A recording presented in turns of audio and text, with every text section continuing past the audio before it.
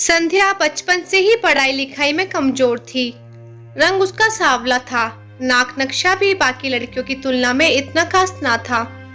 ऊपर से भगवान ने दांतों की बनावट भी टेढ़ी मेढ़ी दी थी। जब संध्या छोटी थी तो बचपन में स्कूल के बच्चे चिढ़ाते, बड़ी हुई तो गली मोहल्ले के लोग उसे देखकर मुंह फेर लिया करते। कोई भी उसका दोस्त बनने के लिए तैयार ना था। उसके रिश्तेदार भी कुछ खास उसे भाव दिया ना करते। बस एक उसकी माँ ही थी जिसे उसके सूरत या लुक्स से कोई फर्क नहीं पड़ता।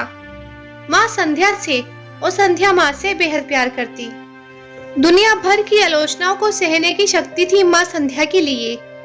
जब कोई उसे डफर बोल देता या जब कोई उसे बदसूरत बोल देता, जब संध्या को शादी के लिए देखने आए लोग उसे बिना पसंद किए लौट जाते, यहाँ तक कि जब खुद के पापा ही उसे मनुष्य बोल देते, तब माँ ही तो थी जो उसे समझाती कि लोगों के बोलने से क्या होता है, तू तो मेरी प्यारी बेटी है। भगवान के किए इतने सारे अन्यायों के बावजूद संध्या जीना सीख गई थी। वह खुश रहना सीख गई थी। जो भी गिने चुने लोग उससे बातें किया करते, उन्हें चुटकुले सुनाकर हंसाया करती और खुद भी ठहाके लगाकर हंसा करती। इसके अलावा एक और बहुत बड़ी खूबी थी संध्या की।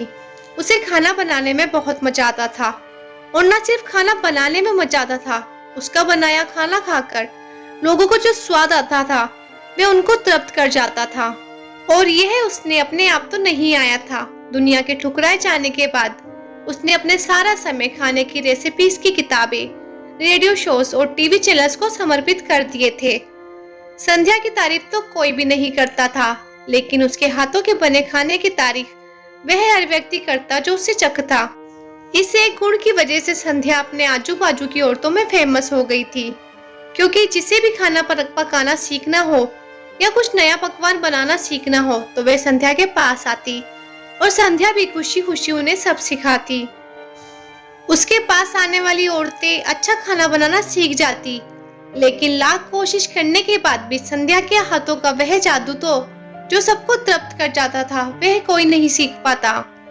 संध्या की जिंदगी इन्हीं उतार चढ़ावों के साथ कट रही थी। एक बार फिर से माँ बाप ने जी तोड़ कोशिश कर एक फैमिली को संध्या को देखने के लिए मना लिया था, और अगले दिन लड़का संध्या को देखने आने वाला था।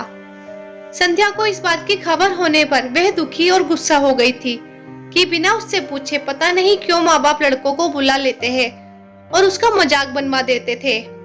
माँ ने संध्या को समझाया था कि ऐसा ही होता है, कोई भी बेटी अपने माँ बाप के यहाँ हमेशा नहीं रहती, उसे एक दिन शादी करके जाना ही पड़ता है। अगले दिन संध्या सुबह सुबह ही लड़के वालों के आने से पहले ही सज संवर कर कहीं निकल गई थी। उस दिन लड़के वाले घर आकर माँ बाप को बहुत खरी खोटी सुनाकर गए थे। वैसे भी पापा को संध्या पर हमेशा ही गुस्सा रहता था, लेकिन उसकी इस हरकत से उनको गुस्से से पागल कर दिया।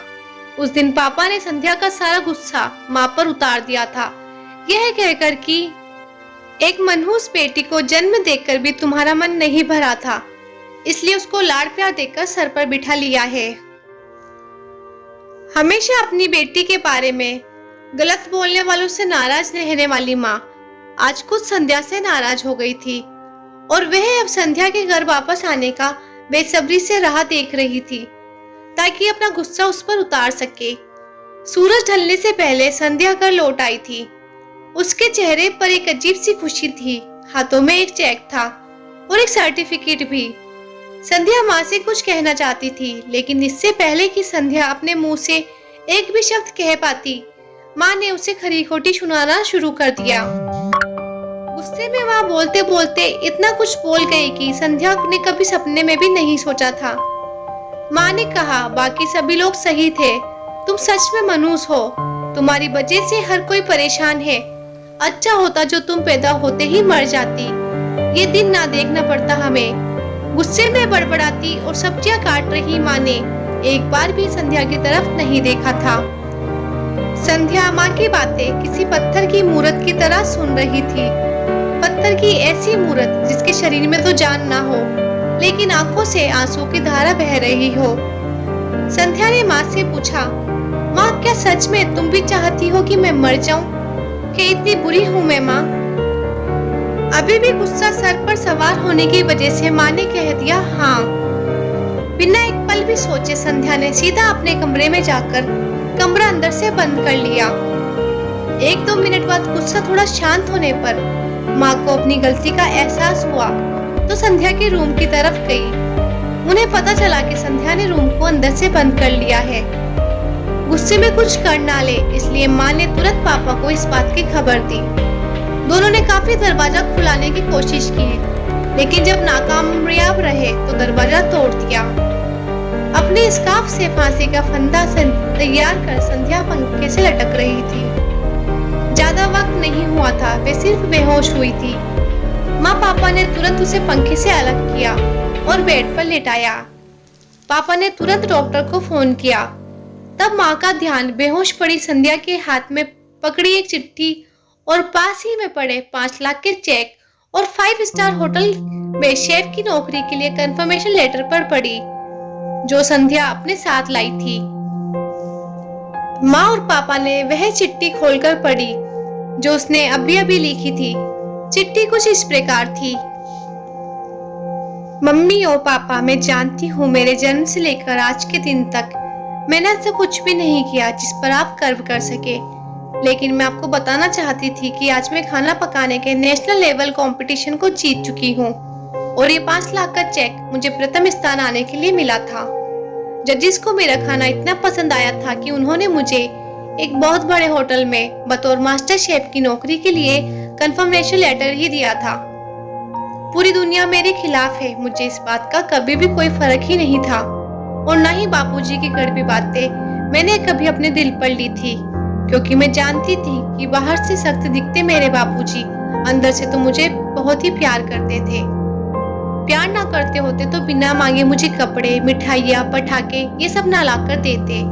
माँ के प्यार को कोई क्या बयां कर सकता है। मेरी माँ मेरे लिए मेरी सारी दुनिया थी। जब माँ मेरे साथ होती तो मुझे किसी बात की परवाह ना होती थी। मेरी माँ मेरी थी, इसलिए मुझे किसी और की जरूरत ना थी। मेरी माँ मेरे साथ नहीं है तो मेरी दुनिया मेरे साथ नहीं है, इसलिए मैं आज दुनिया को ही अलविदा कहकर जा रही हूँ।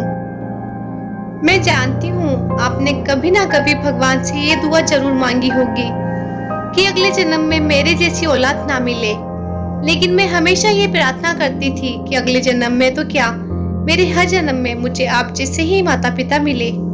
और आज भी यही प्रार्थना करके उसी भगवान के पास जा रही हूँ।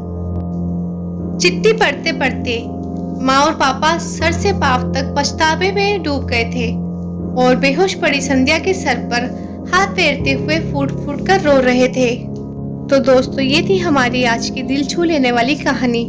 अगर आप लोगों को ये वीडियो पसंद आई है तो आप इसे लाइक कर सकते हैं और ऐसी और वीडियोस देखने के लिए आप हमारे चैनल लाइफ लेसन स्टोरीज को सब्सक्राइब कर सकते हैं। Thanks for watching.